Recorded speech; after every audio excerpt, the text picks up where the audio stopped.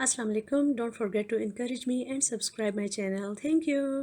Hello السلام علیکم مائی beautiful viewers, کیسے ہیں آپ لوگ؟ میں امید کرتی ہوں آپ لوگ بالکل ٹھیک ٹھاک ہوں گے، بہت مزے میں ہوں گے اور آپ پر اللہ تعالیٰ کی بہت ساری رحمت ہوگی۔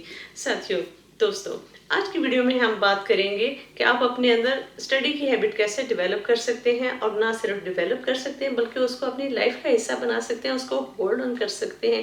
وہ یہ نہیں ہے کہ ابھی تھوڑا عرصے کے لیے ڈیولپ ہوئی اور اس کے بعد دوبارہ وینش ہو گئی ہے، نہیں۔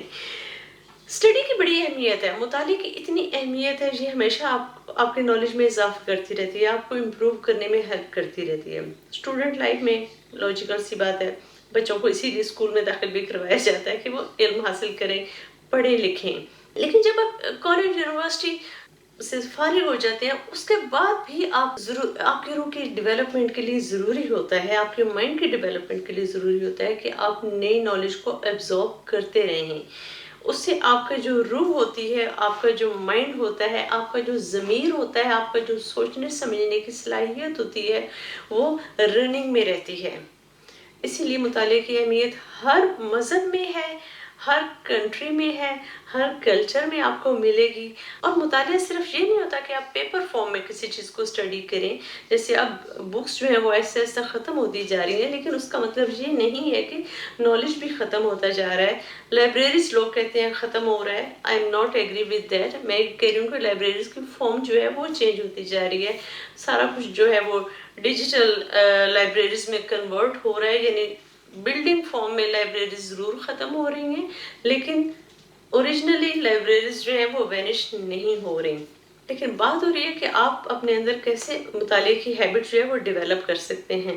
اچھا، یہ ایک ایسی چیز ہے مطالعہ کرنا، اسٹڈی کرتے رہنا، کہ ہر بندہ چاہتا ہے کہ وہ یہ کام کرے، کیونکہ ہر بندے کو کانشیسلی انکانشیسلی اس بات کا پتہ ہے کہ اپنے آپ کو امپروو کرنا ضروری ہے اور اس کے لیے علم حاصل کرنا ضروری ہے۔ بہت سارے لوگ جو ہیں وہ اچھی بک بھی خریدتے ہیں، اس کو پڑھتے بھی ہیں، وہ پڑھ لی، اس کے بعد کیا کرنا ہے نا، تسلسل وہ برقرار نہیں رہتا ریڈنگ کرنے کا، جس کی وجہ سے یہ ہوتا ہے کہ آپ دوبارہ پیچھے آ جاتے ہیں۔ سیم آپ کو اگزامپل میں دیتی ہوں ایکسرسائز کرنے کی۔ اگر آپ ایکسرسائز جب آپ کرنا شروع کرتے ہیں، شروع میں آپ کو مشکل لگتی ہے، پھر آپ کرتے رہتے ہیں، تو اس کے بعد بڑے آپ ایکسپرٹ ہو جاتے ہیں، آپ کو آسان لگنا شروع ہو جاتی ہے۔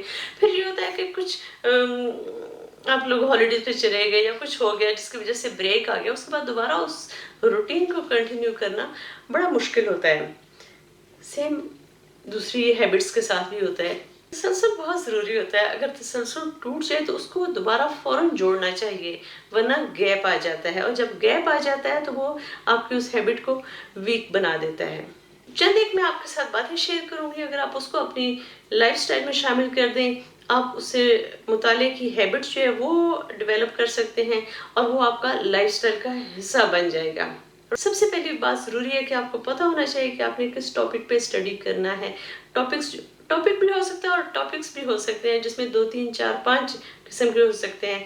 اس میں مذہبی، جیسے آپ مذہب کے بارے میں آپ اسٹڈی کرتے ہیں، لیکن اس کے ساتھ ساتھ آپ کو انٹرسٹ ہے پولیٹکس میں، پھر آپ کو اسپورٹس میں بھی انٹرسٹ ہے، پھر آپ کو میری طرح کوکنگ میں اور ہوم ڈیکوریشن وغیرہ میں بھی بڑا انٹرسٹ ہے۔ جیسے میں آپ کو بتاتی ہوں اپنے بارے میں کہ میری فیلڈ کلینکل سائیکالوجی ہے، لیکن آج کل مجھے فورینسک سائیکیٹری میں بہت زیادہ انٹرسٹ ہو رہا ہے۔ پریویس منتھس ہیں، اس میں میرے پاس کچھ ایسے پیشنٹس بھی ہیں جن کا کرمینل ریکارڈ تھا، اور مجھے کرمینل سائیکالوجی کے بارے میں اتنی انفارمیشن نہیں تھی، تو میں نے جو پچھلے ہفتے ہیں ان میں اس چیز کو ٹارگٹ بنایا کہ میں نے کرمینل سائیکالوجی کے بارے میں بہت ساری انفارمیشن اکٹھی کرنی ہے۔ میرے کانسیپٹس کرمینل سائیکالوجی کے بارے میں جو ہیں وہ زیادہ کلیئر نہیں تھے، لیکن اب چونکہ ان کو میں نے اسٹڈی کیا، جس کی وجہ سے میرے علم میں اضافہ ہوا۔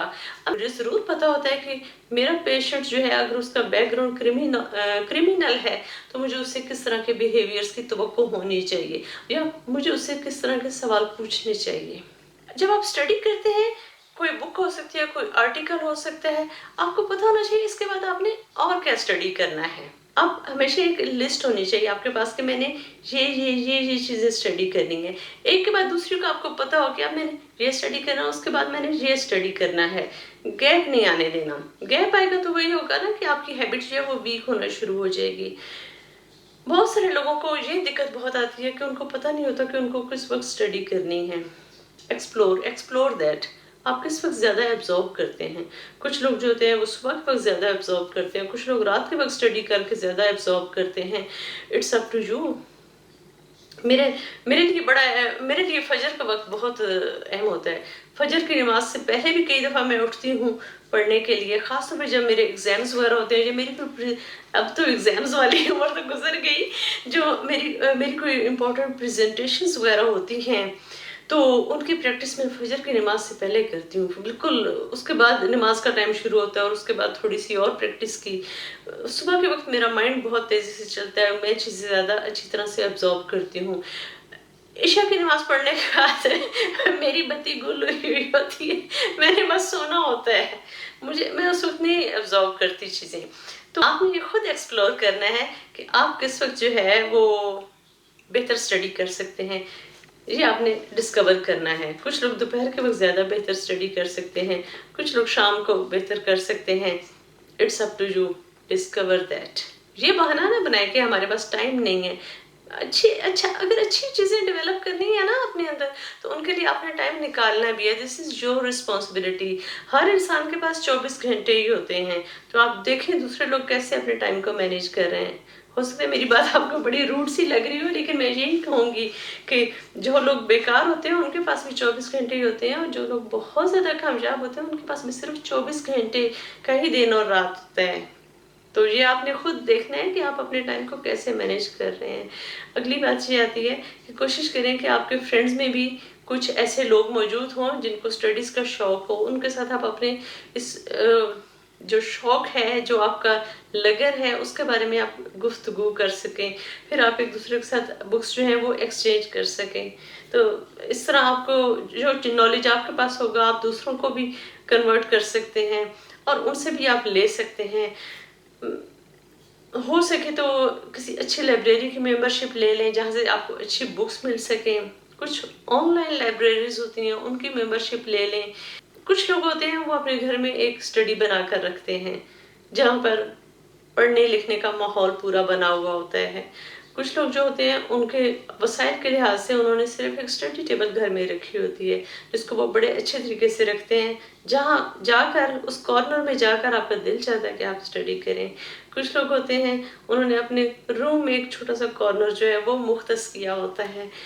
کچھ لوگوں کے پاس میں نے یہ بھی دیکھا ہے کہ جگہ نہیں ہوتی اتنی زیادہ, انہوں نے اپنے تکیے کے نیچے بھی بکس رکھی ہوتی ہیں, لیکن رکھی ہوئی بڑی ترتیب اور سلیقے سے ہوتی ہیں. تو اٹس اپ ٹو یو. کبھی بھی یہ نہ کہیں کہ یہ والے وسائل ہوں گے تو میں اپنی اچھی ہیبٹس کو اپناؤں گا. نہیں, یہ وہ والی مثال ہو جاتی ہے کہ نہ 9 من تیل ہوگا نہ رادھا ناچے گی. تو سب سے پہلے تو 9 من تیل کلیکٹ کرنے میں آپ کا اتنا ٹائم لگ جائے گا اور پھر رادھا جو ہے وہ ناچنا شروع ہوں گی. نہیں, آپ نے جو کام کرنا ہے اس کو یہ دیکھیں کہ کہاں کیسے فوراً سٹارٹ کیا جا سکتا ہے, اس کو آپ سٹارٹ کر دیں. شروع میں ہو سکتا ہے کہ آپ اتنا زیادہ ریڈ نہ کر سکیں, آپ 10 منٹ روزانہ پڑھنے کی عادت ڈالیں. 2-4 دنوں کے بعد آپ دیکھیں گے وہ 15 منٹ میں بہت آسانی سے کنورٹ ہو جائے گی, اور پھر 15 منٹ سے آدھے گھنٹے میں, پھر آدھے گھنٹے سے 1 گھنٹے میں. اسی طرح آپ پیجز کے حساب سے بھی کر سکتے ہیں کہ روزانہ 2-3 پیج پڑھنے کی عادت ڈالیں. ایسا اس میں اضافہ ہوتا جائے گا, اس سے پھر آپ کی اسپیڈ بنتی جائے گی. آپ اس کام کو سٹارٹ کریں, پوری ایمانداری کے ساتھ لگن کے ساتھ سٹارٹ کریں. تسلسل رہنا چاہیے. جب آپ ایک ٹاپک پڑھ لیں اس کے بعد آپ کو پتہ ہونا چاہیے اگلا ٹاپک کون سا ہے, اور اس کو آپ نے جاری رکھنا ہے. تو امید کرتی ہوں کہ آج کی ویڈیو آپ کے لیے ہیلپ فل ہوگی. Please remember me and my sweet family in your precious prayers. Take care and Allah حافظ.